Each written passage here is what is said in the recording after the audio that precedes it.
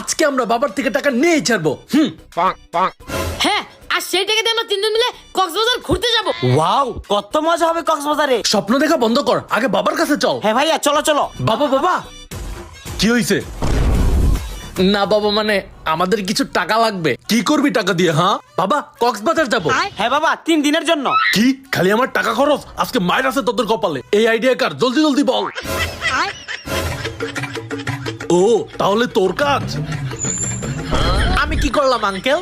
তুই তো আমার পুরোটা নষ্ট করতেছস। যা বাবা, আমি কি করলাম? এই বাবা যেহেতু আতিককে বুঝতেছে, চল আমরা আতিককে নামে দোষটা দিয়ে দেই। কিরে দোস্ত, মিথ্যা বলতেছিস কেন? কি মিথ্যা বলবো?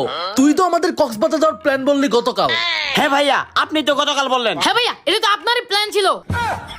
কক্সবাজার তাই না? যা, তুই আমার জন্য খোলা বাজারে গিয়ে বাজার করে নিয়ে আয়। নাহিদ, তোকে তো আমি দেখে নিব। আচ্ছা যাচ্ছি যাচ্ছি। যা যা, কি দেখে নিবি? আমিও দেখে নিব।